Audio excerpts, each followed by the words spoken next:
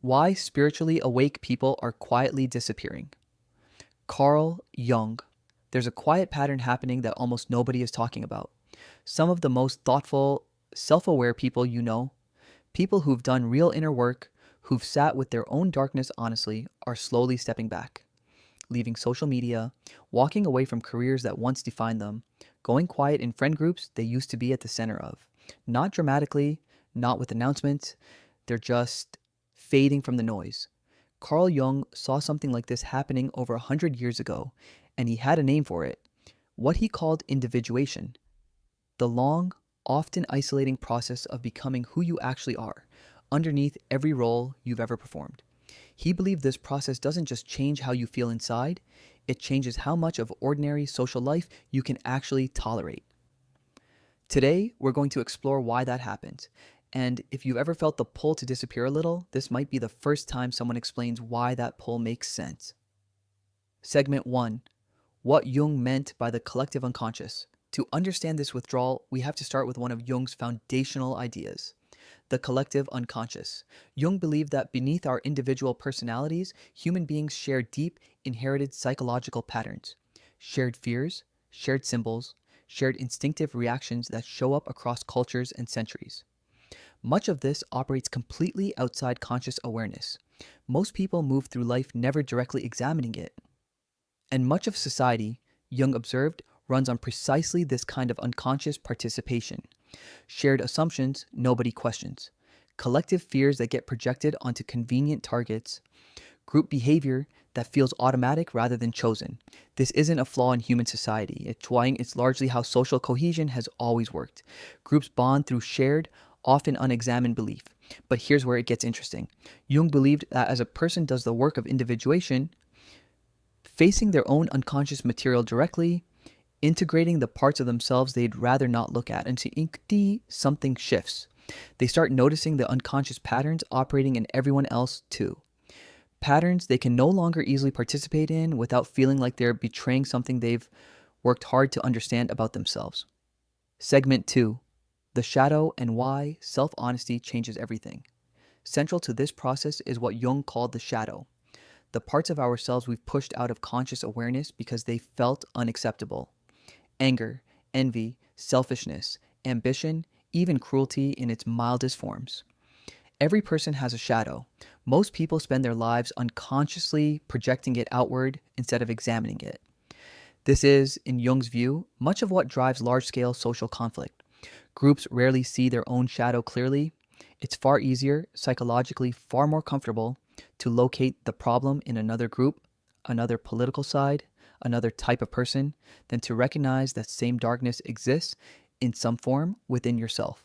Now imagine what happens to someone who has actually done this work, who has sat with their own capacity for selfishness, anger, or cruelty, honestly, instead of denying it. Watching others do not do this work. Watching entire conversations, entire movements, built on collective blame rather than self-examination, becomes genuinely difficult to sit through. Not because the person feels superior, because they recognize the mechanism. They've seen it operating in themselves, and they can no longer pretend not to see it operating everywhere else. This is part of what makes ordinary social participation, group debates, certain kinds of group identity, the reflexive us versus them of so much modern discourse, feel exhausting rather than engaging once you've done this kind of inner work. Segment 3, the persona and the cost of wearing it too long. The second Jungian concept that matters here is the persona, the social mask every person develops to function in the world, the professional version of you, the agreeable version, the version that says the right things at family gatherings, performs competence at work, manages everyone else's comfort. Jung didn't view the persona as inherently dishonest. Some version of it is necessary. Nobody could function constantly broadcasting every unfiltered internal state. The persona is, in a sense, a useful social tool. The trouble starts when a person spends so long living as their persona that they lose contact with whatever exists underneath it. Individuation, in Jung's framework, is partly the process of finding your way back to that underlying self, the parts of you that exist independent of the roles you perform for other people's comfort. And here's the difficulty. Once you've done that work, even partially, Going back to performing the old persona convincingly becomes much harder. The workplace identity that once felt natural can start to feel like a costume. Conversations that used to flow easily, the kind built on socially expected responses rather than genuine engagement, can start to feel hollow, even slightly absurd.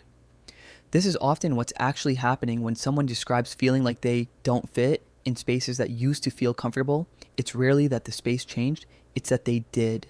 Segment 4, Evenis. Why this process is genuinely exhausting. It's worth being honest about something here.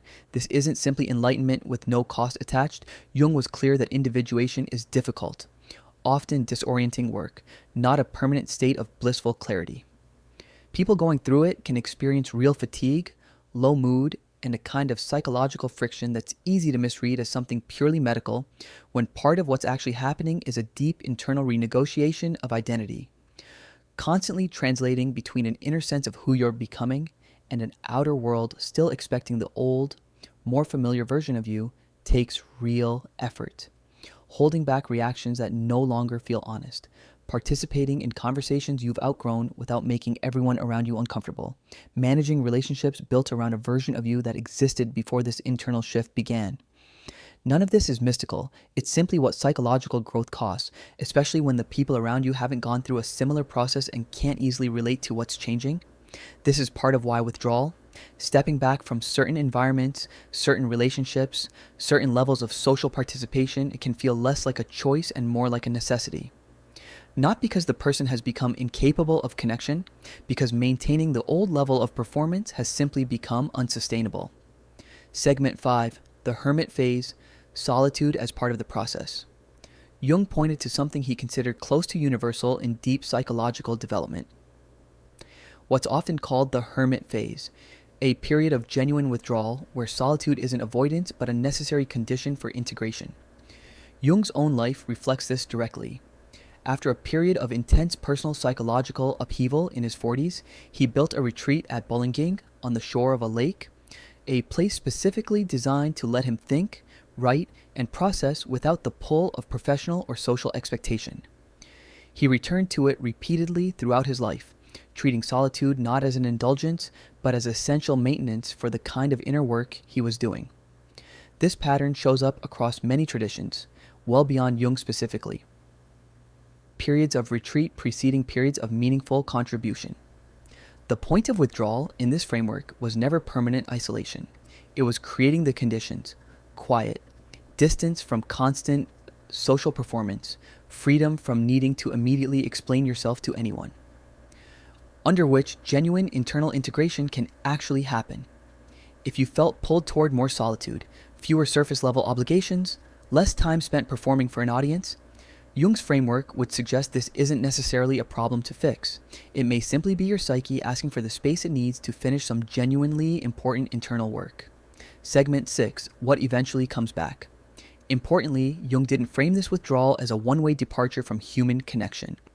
What tends to happen in his observation and in the broader pattern this maps onto is that people emerge from periods of genuine inner work changed, not necessarily returning to their old roles, but finding new, often smaller and more intentional ways of engaging. Someone who withdraws from a high-performance career built entirely around persona maintenance might reemerge doing something quieter, more aligned, more honest, teaching, creating, working directly with a small number of people rather than performing for a large audience. This isn't really disappearance in any permanent sense. It's closer to recalibration, stepping back from environments that demand constant performance in order to find environments, relationships, and forms of contribution that don't require abandoning whatever you've worked to become. The withdrawal, in other words, usually isn't the end of the story, it's often the middle of it. So if you felt that quiet pull lately, toward less noise, fewer obligations, more distance from spaces that used to feel comfortable but now feel exhausting, Jung's work offers a particular kind of reassurance. It doesn't necessarily mean something is wrong with you. It may simply mean you're in the middle of a process that has always required some degree of withdrawal, facing your own shadow honestly, loosening your grip on a persona you've outgrown, and giving yourself the quiet you need to integrate what you're learning about yourself. This isn't a permanent exile from connection. It's often the slow, sometimes uncomfortable work that eventually makes more honest connection possible, just not yet, and not in the form it used to take. Jung believed that what remains unconscious will continue directing your life until you're willing to face it directly. Sometimes, facing it requires stepping back from the noise long enough to finally hear it. If this gave you some language for something you've been feeling, that's exactly what this channel is for. Subscribe to Booked Wisdom, because sometimes withdrawing isn't running away. It's how you finally arrive somewhere honest.